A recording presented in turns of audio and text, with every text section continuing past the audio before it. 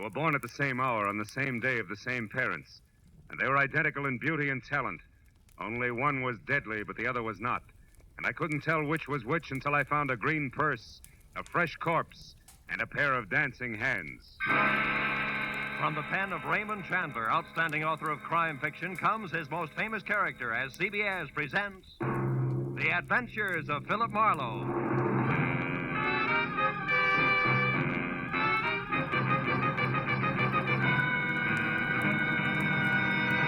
Now, with Gerald Mohr, starred as Philip Marlowe, we bring you tonight's exciting story, The Dancing Hands.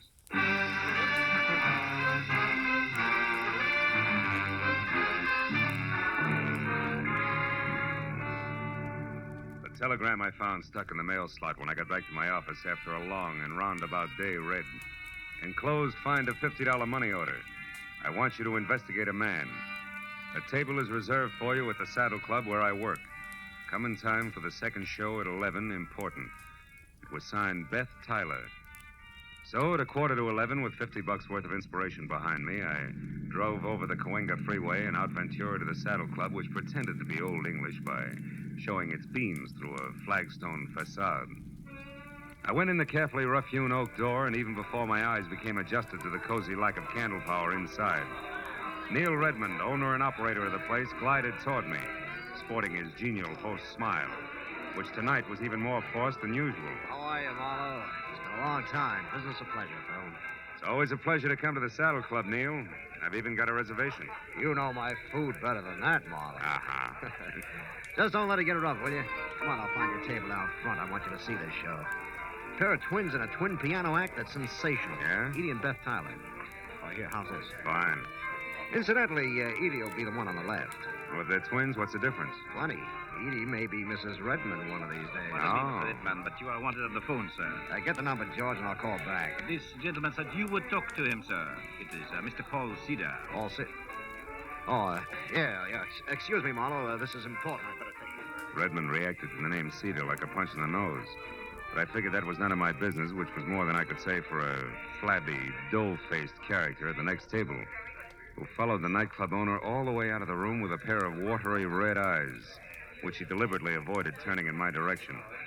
But at that point, an MC stepped out on the stage, and so I stopped worrying about Flabby in favor of the first look at my client. The Saddle Club is proud to present its second show of the evening, featuring the incomparable piano stylist Edie and Beth in Dancing Hands. Here they are, ladies and gentlemen. Bring them up. The curtains parted on the stage, set with an oversized full-length mirror, which reflected a grand piano, a black vase of yellow flowers, and a tall brunette with a wry, crisp waistline, who touched up a piled-high hairdo, put on a pair of long black gloves, checked her hemline, and sat down at the piano. And she ran through an involved arpeggio while her reflection in the mirror looked on in admiration. It was an old but cute routine, and the illusion was perfect because the Tyler twins were practically identical. I took another look at Flabby, whose face was pushed up in a nasty leer. He stood up, dropped his cigarette into his drink, and tossed a crumpled bill down on the table, just as the lights went out for the trick part of the act. On the dark stage, two pairs of purple hands danced over two glowing silver keyboards, which would have been good except that the pair of hands on the right, which belonged to Beth, suddenly stopped in midair and hit blue notes like a 9-year-old at her first recital. When the lights came up again, my client's face was as white as Middle Sea, and the flabby character, oozing a victorious smile, was on his way to the door. Well, they wrapped it up fast after that, and Beth ran into the wings, leaving Edie to take the bow alone. The band took over in a hurry and brought things down to normal. So as couples moved down to the dance floor and George the waiter headed for my table, I sat back and waited for that message from my client. Here you are, sir. Compliments of the house. Oh, thanks. Any message with this? No, sir. Just that Mr. Redman had to leave. Oh, thanks, George. I sipped the double scotch and wondered if I should take the initiative and contact my client. When the message I'd been waiting for came, good and loud, I jumped up, shoved my way through the gaping dancers to the dressing room hallway behind the stage. A gang of club personnel was bunched in front of a door, obviously locked, labeled Edie and Beth Tyler. It was one of the twins, wasn't it? Hey, what's the matter? It's one of the twins. She screamed. We got to get in. That door's locked. Break it down. But Get out of the way. It's Edie. It's Edie. All right, now, wait a minute. Hold it. She's all right. Clear out and give her a chance. Come on. Outside, everybody. Beat it. That means you too. Come on. Out. Here, Miss Tyler, take it easy. You're all right now. Come on, sit down. Tell me what happened. I don't know for sure. I was worried about Beth. I came back and didn't see her anywhere. Then I heard a noise in here. It was dark. I came in and someone grabbed me. A man? Yes. I don't know who it was. Mm-hmm. I screamed. He knocked me down. Then locked the door. Got out through the window there. Who are you? Oh, I'm Philip Marlowe, a private detective. Your sister hired me to investigate a guy. I was to meet her here after your number and find out about it. Any idea what's up? No, I can't imagine. But gee, Beth has been terribly upset ever since last night. Oh? What happened last night? Well, for one thing, my purse was stolen. Mm-hmm. But I don't see why that should upset her. Gee, there was nothing in it but $12 and my makeup stuff. Where's Beth now, do you know? No, I haven't seen her since she ran off the stage. I'm not even sure she came in here. No, she was here, all right. She dropped one of her gloves. You're still wearing both of yours.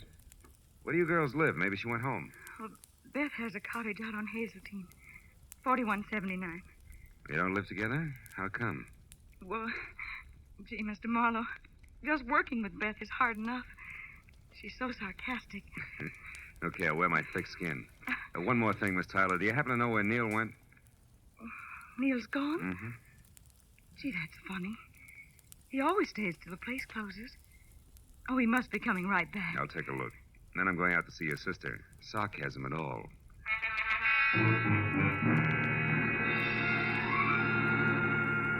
I spent 10 minutes questioning the help on the whereabouts of the boss and got nothing but double talk for answers.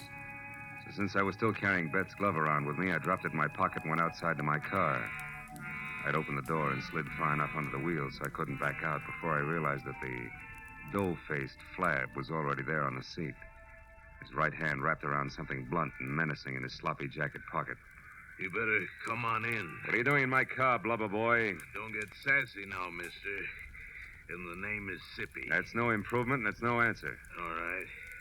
I saw you inside making with the big talk, so I says to myself, he's an interested party. I should look him up. Maybe we can do business together. All right, stay over there. What kind of business? I'm particular about the gutters I crawl in. It has to do with the twins inside there. You can get in touch with me later for further details. I got an angle, mister. You'll see when I leave. Yeah? When you tried to work that angle, you got to the wrong twin in the dressing room. Do you know that? I don't know what you're talking about. Mm-hmm. Okay, Sippy, where can I reach you? You'll find out if you really know what's up. Don't try to follow me, though. I'll be seeing you. When Sippy slid out of the car and beat it, I made one move after him and then stopped cold. Because lying on the seat where he'd been sitting was a green leather handbag with the name Edie etched on it. I snapped it open. It had been stripped of everything but the scent of Amia and the smudged slip of paper that read, Number 9 Arrow Motel, Lancashire Boulevard. So that was Sippy's address, and he had the stolen purse. But the why of all the commotion over 12 missing bucks was still the number one question mark. And I figured the best place for an answer to it was at Beth Tyler's. So I drove out to Hazeltine. But even before I stopped at number 4179, I heard the piano. I walked to the door and stood there a moment listening. I eased it open, slipped inside. Soft, indirect lighting accented the figure of the girl at the piano. The little waves of iridescent crimson chased themselves over the smooth satin gown as she played. Glossy blue-black hair fell to her shoulders. Beside her, a burning cigarette sent a single plume of smoke into the still air. Just for a moment, I found it difficult to remember that she was my client. Oh? You're looking better, Beth. You're Philip Marlowe, I suppose. Yeah.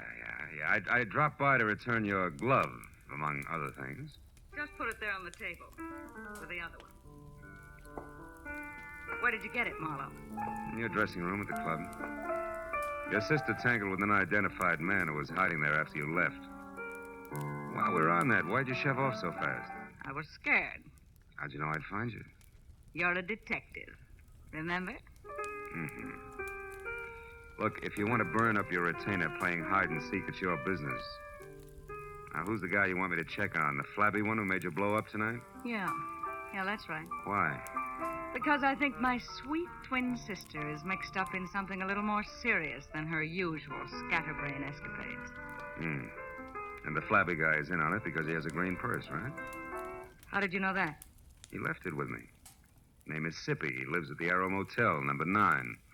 Knows something worthwhile about this business, and he's anxious to sell it. All of which puts him a hop, skip, and a jump ahead of your detective. Now tell me, why is everybody, including Neil Redmond, all wound up over one stolen purse? What's it all about, baby? I don't know, baby. Suppose you find out and tell me. Wouldn't have anything to do with the fact that Neil loves your sister and you love Neil, would it? Marlowe, I hired you to investigate a man, not to pry into my personal affairs. You'll get more for your money if you stop holding out on me. It's my money. Besides, I'm not holding out. Believe me. I'll try. Real hard. Well, as soon as I've got something, I'll call you. Where are you going now? My retainer entitles me to know, doesn't it? Yeah, it does. First to the club to find Redmond and get his side of it, and then I'll probably drop in on our chum, Sippy, at the Arrow Motel on Lancashire. Good. I'll, keep a light in the window for you. Oh, sweet. Also keep your door locked. From the inside, baby. As I drove down the dark, winding street toward Ventura Boulevard, I caught a flash in the rearview mirror of a station wagon behind me. It looked like a tail, so I opened up. But it stayed with me. When it swung out into the left lane to pass, it suddenly cut in front of me. I jammed on the brakes as the spotlight slashed at my eyes, and when my front wheel banged against the curb, I was already half out of the car. Stop right where you are, fella. Don't come 1 inch closer, I'll drop you. He switched off the spotlight, and I saw a face the texture of a doormat over an embroidered purple shirt and orange tie. He had hand-tooled, high-heeled boots on and was topped off by a 10-quart cream-colored Stetson. But the doormat face was grim, and the silver-barreled Colt pistol in his hand looked right at home. I followed you up here from the Saddle Club. I don't know what your game is or why you're messing around and what don't concern you, but I aim to find out mighty quick, so start talking. Okay, first I resent being crowded off the road. Second, I resent a spotlight in my face. And third, I don't like pistols pointed at my stomach. So cool off, Jesse James. You're wasting your time and mine. You got it wrong there, friend. Paul Cedar don't waste his time, and you're going to find that out. Paul Cedar, huh? Yeah. Don't tell me you're all excited over a stolen purse with $12 in it. $12? Yeah. Listen, clown, there's 30 grand missing somewhere between Redmond and me, and I'm going to get it. 30,000? Yeah. Redmond's a high roller, and that's okay with me. But he lost it fair and square in my joint over in Nevada, and I've been holding his markers much too long. So if I have to chalk that dough off to experience, it's going to be a pretty unpleasant experience for a certain party. Get me? Yeah, I get you. But you're shoving the wrong way, Longhorn. Somebody's trying to make a fool out of me, bright boy, and I don't stand for that. I'm liable to shove a lot of ways, and hard. So don't get underfoot. You're sure to get stepped on. So long, dude.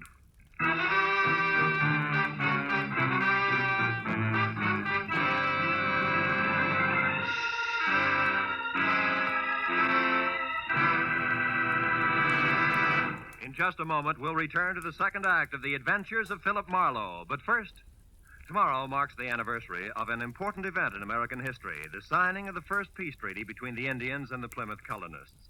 In commemoration of these events, CBS's Sunday night stars, Amos and Andy, will be found with a kingfish burying the hatchet deeper than ever in their hopes and dreams. And CBS's own Jack Benny will be back again tomorrow with his special guest, Van Johnson. Invite some friends over. Sit back and enjoy the Jack Benny program.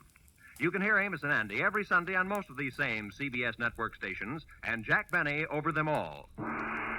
Now, with our star, Gerald Mohr, we return to the second act of Philip Marlowe and tonight's story, The Dancing Hands.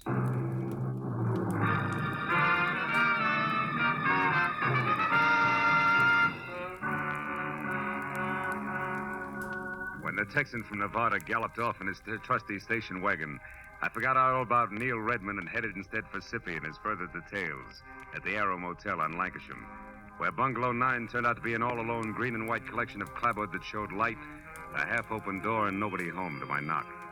When I tried knuckles on wood again and still got only a faint echo for reply, I stepped inside. There in the center of an ivory-white throw rug and clamoring for attention like an only child at a family reunion was a wide and wet circle of red. From there, the ugly splotches that narrowed as they got farther away trailed off until, finally, in the next room, the path ended where I expected it to. The quiet form of Skippy, sprawled over an upset chair and holding his hands tight against the red on his left side. When I got to him, he was going fast. 30 grand. A lot of dough. Didn't know I was shooting that high. And the twins. One what, Sippy? One of them. Did one of them do this? One. He's dead, isn't he, Marlowe? Yeah. Yeah, Redmond, he's very dead. Oh, no, Marlowe. I only found him a few seconds before you did. Yeah, and the rest of that run, you heard someone coming, you didn't want to be seen, so you ducked back out of sight, huh? I don't buy it, Redmond, because for one thing, it's too pat. For another, how do you explain being here in the first place? Come on, fast. Okay, I'm here because I'm in a nasty jam. Like what? Like $30,000 I've got to pay in the next hour to a guy named Paul Cedar who's running out of patience in a hurry, believe me. About that I do. I've already met the gentleman. But right now, Redmond, we're talking about Sippy. Okay. Last night I had things to do, so I gave Edie Tyler the money for the payoff to Cedar. A couple of minutes after she stepped out of the club, somebody roughed her up and got away with her purse and the 30 grand. You're a liar, Redmond. Edie herself told me that purse only had $12 in it. How come? Simple like, Marlowe. In my business, you never yell copper too soon or too loud. It doesn't pay. Mm-hmm. Now, look, for the third time, Redmond, you and Sippy, how do you figure? I don't know. He was at the club tonight, acting funny. When he left, I got a glimpse of Edie's green purse sticking out of his topcoat pocket. Later on, I saw him run away from the car near the club, so I followed. I ended up here a couple of minutes behind him, and that, Marlowe, is the truth, I swear. Which you do at the drop of a... Hey, wait a minute. Look, if you're telling the truth, I begin to get a different picture. And by that, I specifically mean a very talented but very sly dame named Beth Tyler. Oh, no, Marlowe. Why not? Because you love Beth's sister? Face it, Redmond, it doesn't add up any other way. Sippy here couldn't have stolen that purse from Edie. If he did, he'd have taken his dough and blown, not spent his time putting out feelers. But on the other hand, if Sippy happened to see Beth take it from Edie, empty it, and toss it away, we've got another story, right? Ah. Because he wouldn't make a move until he knew how much she had gotten away with. Exactly. But there, he ran into trouble because he was trying to get close to Beth, and in doing that, he got mixed up and went for Edie instead, like tonight at the club. Sure. And a dying man's words just now about one twin. To which you can add the unpleasant fact that I personally ran off at the mouth when I was up at Beth's an hour ago. So she knew where to come for Sippy. Look, Redmond, it's got to run that way. I'm sure of it. Well, maybe you're right, Phil, but right or wrong, I'm still in a jam. So if you don't have any objections, I'm going back to my club now for a last try at raising that money again before Cedar shows. You mean you're going to face him, Neil, with or without her? I've got a Marlowe. You see, I own a fast club, all right, and I gamble a lot, too. But I don't welch on my markers, no more than I knock over flabby little guys. You know what I mean, Phil? I think so. But don't fold now, Neil, because I might still be lucky enough to catch up to Beth Tyler and your money both before your time runs out. And right now, that means fast to a phone and a call to Edie, who might know which way a runaway twin would head. I'll see you, Neil.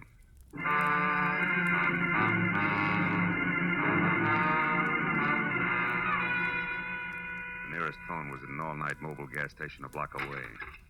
As I dialed Edie's number, a thought hit me. Maybe Beth wouldn't head anywhere. Maybe she'd just stick around.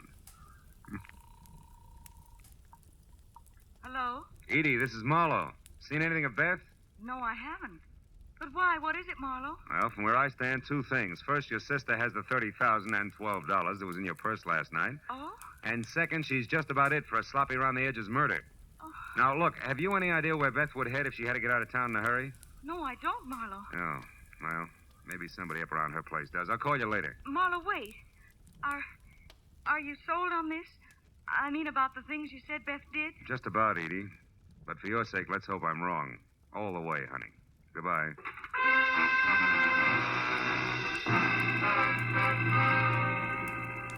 Driving fast back toward Beth's place on Hazeltine still left me enough time to think about a not-too-small detail that I'd completely overlooked. Thanks to me, the entire Los Angeles Police Department knew nothing about what was going on in and around the Saddle Club. 5 minutes later, when I'd parked away from the dock and obviously deserted number 4179, I'd walked back and around to a pair of uncurtained French doors at the side. I knew that oversight is what is generally called a blunder. But the next second, I knew it was nothing compared to the one I was making currently. If you so much as turn your head again, Marlowe, I'll kill you. Not like you did Sippy, please, Beth. I'd hate to go that way. Sippy was a mistake, Marlowe, believe me. I was rushed. So you shot and ran, huh? Yes. But I didn't run too far, because from where I stood, I could hear and see both you and Redmond and talking the whole thing over. And when you knew that we'd caught on to your act, you decided to follow me and see where I was going before you made your next move. Is that it? Exactly. Now get inside. Go on, the door's unlocked. All right. Now get over there, near that closet, and don't turn around. Why not? Afraid of the look on my face when you shoot? Shut up, Marlowe. And stop being brave. Because unless I have to, I'm not going to kill you. After all, you've already served your purpose. Which I presume was getting mixed up in this mess just long enough to find out about Sippy for you. You presume correctly. Mm-hmm. Also, you talk too much. Now open that closet and get inside. All right. Go on. As you say. But first, baby, one question. Did you do all this for the 30 grand alone? Or does it tie in with Neil Redmond and the way he feels about your sister Edie? It's a little bit of each, Marlowe. But as I said, you talk too much. So get in there and shut up.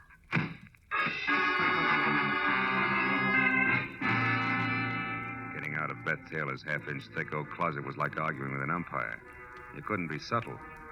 So 20 tiring minutes went by, and the heels on both my feet were numb before the paneling finally gave in, and I was out and over to the telephone to put in a call to the police. It should have been made a long time ago. But then, even as I was halfway through dialing the numbers, I saw something on an end table nearby that made me slowly change my mind. It was the 2 black gloves that Beth wore in the Dancing Hands act. And while I stared at them like they were alive and beckoning, I thought hard for what must have been a full minute. And then suddenly I knew that my next stop had to be the Saddle Club.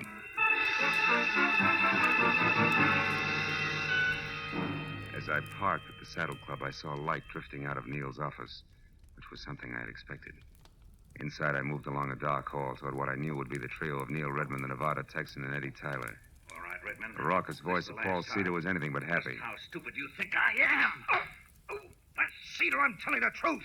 Edie had the 30 grand, but somebody got it from her when she was on her way to you. That's a stinking lie, and you know it, Redmond. You never had the money. This whole thing's been a frame to stall me. And one way or another, I'm going to get you to admit that. No, you're not, Cedar. And if you don't drop that gun now, you're never going to do anything ever. Come on, let it go. All right. Now sit down and shut up and listen hard, because Redmond's telling you the truth. What? Marlowe, you know where the money is? That's right. And I also know who took it. Less than an hour ago, a little after I called you, Edie, Beth caught up to me and confessed the whole shebang, exactly as we figured it, Neil. You mean she admitted getting the money from Edie and using you to locate Sippy? That's right. But there's only one drawback to everything she admitted. None of it's true. What do you mean, Marlowe? I mean, Cedar, that Beth Tyler didn't steal your money from Edie here any more than she killed Sippy. I also mean that as far as I can tell, Beth Tyler was nothing more than a girl who played the piano and got upset when a stranger named Sippy started to bother her. And I never saw the real Beth Tyler after she ran away from a piano in the club tonight. That she's dead and that you, Edie, have been posing as Beth all night because, 1, you yourself stole Neil's money, and 2, you murdered your sister as well. No! Yes, Edie, come on, admit it. It's true. No, it isn't. I guess it is at that, Marlowe. And Beth's body? In our dressing room. In the closet. I didn't want to kill her. But she found out that I had only pretended to be robbed when there was no one around. That Sippy had seen me scream and get rid of the purse myself. Sippy, who was only trying to muscle in on a deal, went to her by mistake, huh? Yes. That's how she knew what I'd done. When she confronted me in the dressing room just before you came in and said that she wouldn't stand by and let me do a thing like that to Neil, I lost my temper. You killed her, Edie. Yes, I did, Neil. And when Marlowe showed up after her scream, I said that someone had attacked me. And then I pretended to be both Beth and myself from there on to get out of the whole thing. And I almost did. But now I'm so sorry. Oh, no.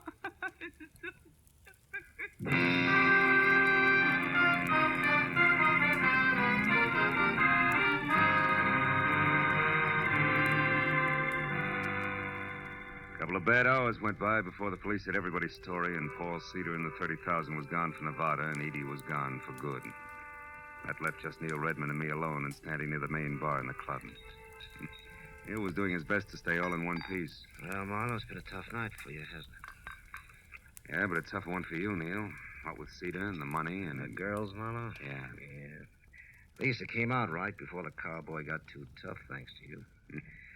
So tell me, Phil, how'd you know that Beth was dead and that Edie was both people all along? That was a couple of gloves, Neil, the ones they wore in their Dancing Hands act. You see, when I first met Edie in the dressing room, she was wearing hers, and one of Beth's was on the floor. Hey, pour me one, will you? Yes. Okay. I took it, and later when I met what I thought was Beth, I returned it, and she put it with what we both thought was its mate. Yeah. Thanks. But a little while ago, when I got close to the gloves again, I saw that couldn't be, that they were both for the left hand, Neil. Ah. Then when Edie went to Beth's place to pass herself off as her sister, who she had already killed, she was smart enough to know that she should have only one glove around her. Yeah, but not smart enough to think about which glove it should be. From there, I worked backwards. Until you got to the three of us at the club and tried what you knew might be the right answer. Mm-hmm. Well, you were right, Phil, all the way. Yeah, but I was still gambling. If I had been wrong, Neil, I was giving the real Beth a long head start. It's always that way when you gamble, Phil. I know. Sometimes you pick right, sometimes wrong. Mm-hmm. Cards, dice. Even with twins. Good night, fella.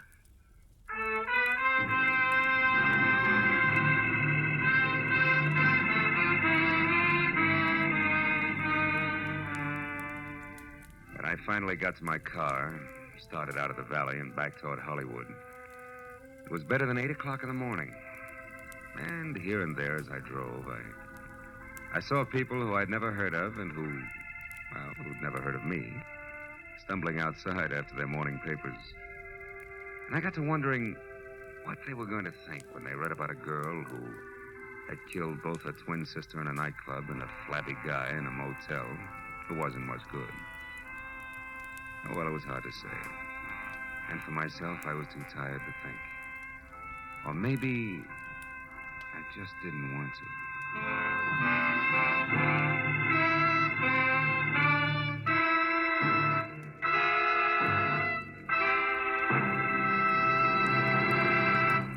The Adventures of Philip Marlowe, created by Raymond Chandler, star Gerald Mohr, and are produced and directed by Norman MacDonald. Script is by Mel Donnelly, Robert Mitchell, and Gene Levitt. Featured in the cast were Vivi Janis, Lou Krugman, Ed Begley, Paul Frees, and Bert Holland. The special music is by Richard O'Runt. Be sure and be with us again next week when Philip Marlowe says... When it started, it was simple. Just a lawsuit for damages. But before it was over, it was far from simple, and the damages were murder. All because of a red-headed woman, a ghostwriter with ambition and a match that burned with a bright green flame.